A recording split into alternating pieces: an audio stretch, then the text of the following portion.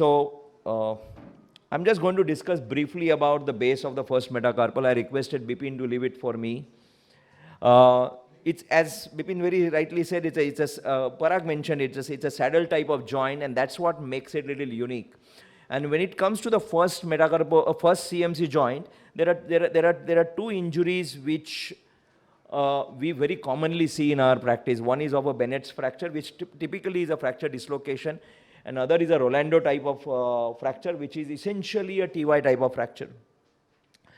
Both have their own set of problems associated with them. This is example of Bennett's, where you can obviously see there is a tiny fracture fragment to which a very important ligament called the volar beak ligament is attached, and there is subluxation of the base of the first metacarpal. And then you have Rolando, which essentially is an intra-articular fracture. So there are two types of problems that we are dealing with when we are dealing with injuries of the first metacarpal base. One is an articular step, and other is a subluxation. Do we need to give equal attention to both? Can we ignore both? Or can we give more attention to one and ignore the other? That is the crux of my talk today.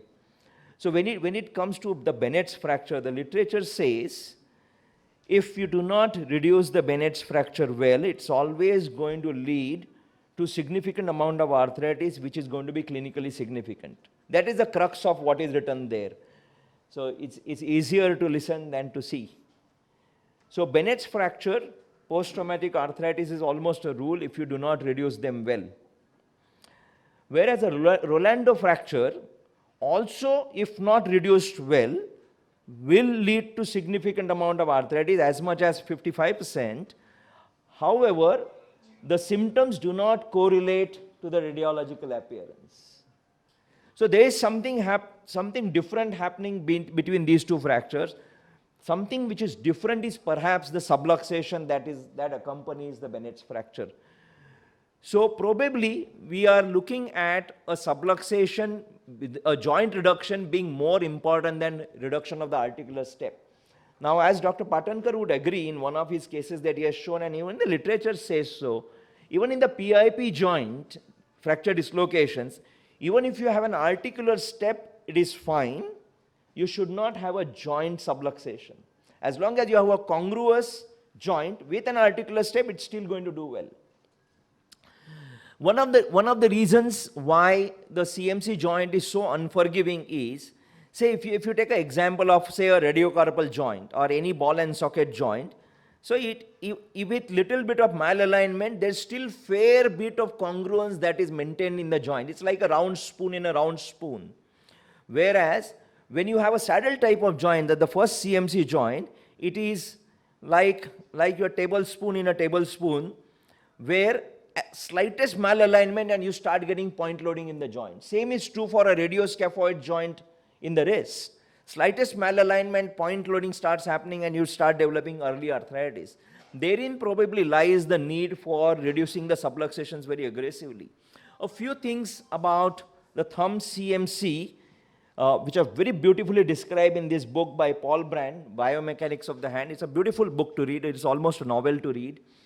It says that the base of the first metacarpal, the first CMC joint, is a twisted hinge with all three axes are tipped. Now, whatever it means, I will explain to you what it means. What it means is any movement in the thumb is not an isolated movement. It is always a combination of the three axes, the flexion extension axis, the adduction abduction axis, and the internal and external rotation axis. There is no pure movement in the thumb. One of the reasons why it happens is each motor that acts on the thumb metacarpal will have effect on all three movements. There is no pure flexor, there is no pure abductor, and there is no pure, which one? The rotator. So this is a simple hinge where one motor acting will give rise to one movement. The axis is perfectly aligned. The moment this hinge is tilted, now one motor will start giving two types of movements.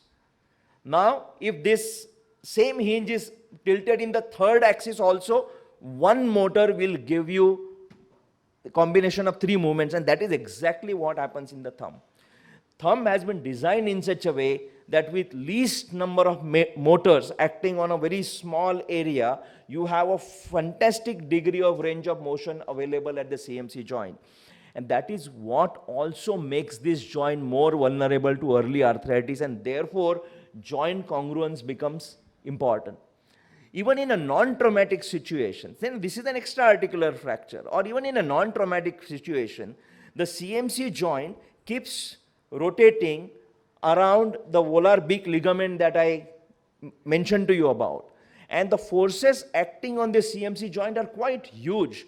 Any pinch force that you apply, 10 times more force is acting on the CMC joint, and over a period of time, this volar beak ligament is going to get stretched, and the joint starts subluxating laterally. And as we know from whatever blah blah blah discussion that we had before, slightest subluxation and the joint will start developing arthritis because of whatever mechanics we discussed till now. And therefore, in order to get a good outcome from the first CMC joint, the joint reduction, I am not talking about the articular step, I am talking about the subluxation of the CMC joint, has to be predictably and stably reduced and allowed to heal well in that position, and that should be the crux of our treatment. So just a few examples. This is a Bennett's fracture, a very simple method of fixation, close reduction by whichever maneuver. Because the wires are holding it, as you can see, the MCP joint has gone in extension. That ideally should not happen.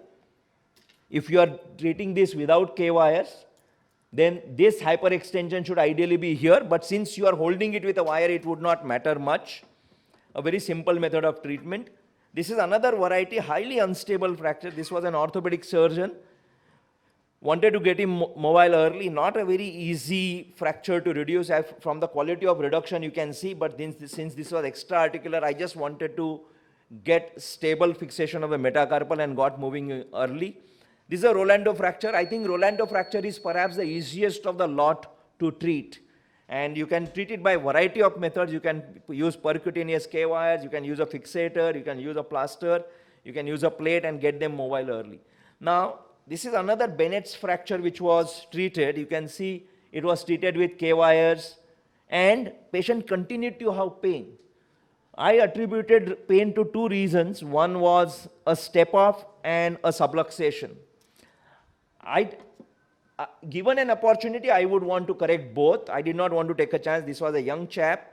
So not only did I do an open reduction for this, but I also tried to reduce the stretch on the volar beak ligament and reduce the joint, and just supplemented with a what is called as a tightrope. You could use anything. You can use a tendon graft to pull the metacarpal base into reduction. Important thing is to hold it in reduction predictably till the soft tissue healing would happen. And that's the AP view. And the last one, this was a young lady, particularly prone to injuries. You can see she already had one injury fixed in the past, had a CMC dislocation. This is Dr. Mutha's case. Thanks, Satish. And then we fixed it using a CMC tightrope. Not only that, we also did tightening of the capsule for this and allowed her to heal in that position. And at 3 months, she remained reduced. So the take-home point for the CMC joint is pay particular attention to the subluxation and be very aggressive about reduction of this subluxation. It's much easier to treat the subluxation while it is acute than to treat the arthritis of it. Thank you very much.